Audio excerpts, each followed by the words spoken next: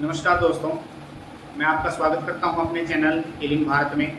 आज का जो टॉपिक रहेगा वो रहेगा ईयर, कान में जो वाद बहती है, पस बहती है, उसको कौन सी दवा का प्रयोग करके आप होम्योपैथी की उसको बहना खत्म कर सकते हो, या कान का जो पर्दा फट जाता है उसको दोबारा से कैसे होम्योपैथिक दवा से दोबारा वो बन सकता है। तो सबसे पहले जो दवा है उसमें मैं कम्बिनेशन बताता हूँ। ज़्यादातर 80 से 90% जो केसेज होते हैं इसी कम्बिनेशन से ठीक हो जाते हैं। तो कम्बिनेशन तो नोट कर लीजिए। इसमें जो है बेलोडोना 200 पोटेंसी, मर्क्यूरेसोल 30 पोटेंसी और हीफर सल्फ 30 पोटेंसी, तीनों को मिक्स करके दो बूंद डायरेक्ट जीभ पे डालेंगे तीनों टाइम।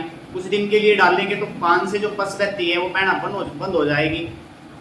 ये जो कम्बिनेशन ज़्यादातर यूज होता है तब होता है जब कान में फुंसी होने के बाद मुहाद बहती हो या कान में दर्द होता हो फुंसी के कारण, तब भी ये दवा काम कर जाएगी। या कान में फुंसी के बाद जब फुंसी फूट जाती है तब मुहाद बहने लगती हो, तो ये कम्बिनेशन देने से 5-7 दिन में आपकी जो कान का दर्द भी चला जाएगा और कान से जो पस बहती है वो भी जड़ से खत्म हो जाएगी। उसके बाद जो दवा आती है वो है पल्सेटिला 30।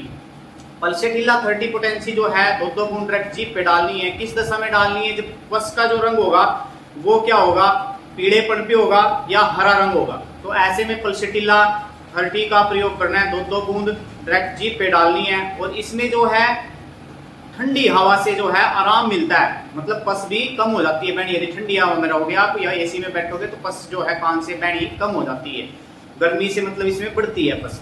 तो पल्सेटिला 30 का ऐसे में आप प्रयोग करोगे। उसके बाद जो दवा आती है वो आती है एसिडम नाइट्रिकम, एसिड नाइट्रिकम भी बोल देते हैं। इसमें जो है पस जो आएगी वो खून मिली हुई पस आएगी। तो ऐसे में एसिड नाइट्रिकम दवा का प्रयोग करना है। सुबह शाम दोपहर आपको दो बूंद डायरेक्ट जीभ पे डालनी है 8-10 दिन के लिए। तो आपकी जो कान बहने की समस्या है खून के साथ ये खत्म हो जाएगी। उसके बाद जो आती है दवा वो है काली बाइक्रोम। काली बाइक्रोम को 200 पोटेंसी में यूज करना है। सुबह और शाम केवल 2 टाइम यूज करना है। दो बूंद डायरेक्ट जीभ पे डालनी है। इसकी क्या स्थिति होगी? जब जो पस आती है वो लेसदार होगी। यदि आप उसको हाथ से ऐसे टच करोगे तो लंबी बनेगी, जैसे धागा बन जाता है ऐसे धागा बनेगा उसका, ठीक है, मतलब वो लटक जाती है। यदि हाथ पे ऐसे भी लटकाओगे नीचे लटक जाएगी, एकदम से नहीं गिरेगी। तो ऐसी पस के लिए काली बाइक्रोम 200 पोटेंसी का यूज करोगे। सुबह और शाम को दो बूंद डायरेक्ट जीभ पे डालोगे 8-10 दिन के लिए। तो ये जो कान बहने की समस्या है लेसदार पस की, ये खत्म हो जाएगी। उसके बाद जो दवा आती है वो आती है दोस्तों ओरममेट 200 पोटेंसी। ओरममेट जो दवा है कब प्रयोग करेंगे? जब नली जो है कान की नली पूरी की पूरी पस से भरी हुई हो और जो है रोगी जो है बिल्कुल मायूस बैठा हो और दुखी हो रहा हो, तो ऐसे में आप ओरममेट 200 पोटेंसी का यूज करोगे। सुबह और शाम 5-7 दिन यूज करोगे तो आपकी जो कान बहने की ये समस्या है जिसमें मायूसी आ जाती है, स्ट्रेस आ जाती है, तो वो खत्म हो जाएगी। उसके बाद जो दवा आती है टेल्यूरियम 30। टेल्यूरियम 30 कब प्रयोग करेंगे? जब स्त्राव बहता बहता बहुत समय हो गया हो, मतलब पुराना रोग हो चुका हो आपको और स्त्राव में बदबू आने लग गई हो, मतलब बदबूदार स्त्राव होता हो, ऑफेंसिव स्त्राव होता हो, कान से तेज गंध आएगी इसकी स्त्राव की। तो ऐसे में जो कान से ये मुहाद बहती है जहां पे लगती है वहां पे छोटे छोटे कान पे दाने भी हो जाते हैं, फुंसियां हो जाती है। तो ऐसे में टेल्यूरियम 30 पोटेंसी का यूज करोगे। सुबह दोपहर शाम दो बूंद डायरेक्ट जीभ पे डालनी है 8 से 10 दिन। तो ये जो बदबूदार स्त्राव है और जो पुराना हो चुका है तो ये आपकी समस्या खत्म हो जाएगी। उससे अगली जो दवा आती है वो आती है दोस्तों इलैक्स 30 पोटेंसी।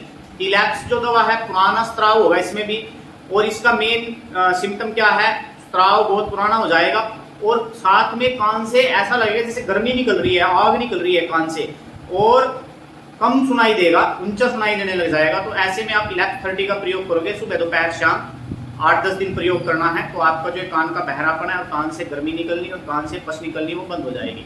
उसके बाद जो आती है सोराइनम 200 पोटेंसी। सोराइनम 200 पोटेंसी कब यूज करनी है? जब कान से मुहाद बहती हो, वो बहुत पुरानी हो चुकी हो और कान में मुहाद बहने के साथ साथ खारिश भी, खुजली भी होती हो और इसमें जो है मुहाद में तेज गंध होती है। तो ऐसे में सोराइनम 200 पोटेंसी का 8वें दिन 2 बूंद डायरेक्ट एक बार जीभ पे डालनी है।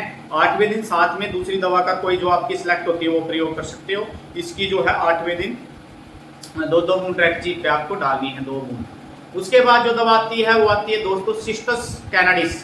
सिस्टस जो दवा है पुराना जहाँ पे स्त्राव हो गया हो और रिकरेंट स्त्राव होता हो, मतलब स्त्राव आपने किसी दवा लेके खत्म कर दिया पर वो दोबारा से आ जाता है, ऐसे में आप सिस्टोस्टैन दवा का प्रयोग करोगे। उसके बाद जो दवा आती है वो आती है साइलेशिया 200 पोटेंसी, वो है 8वें दिन प्रयोग करना है। इसको कभी भी जब तुरंत आपको मुआद बहती हो, स्टार्टिंग में नहीं प्रयोग करना है इसको।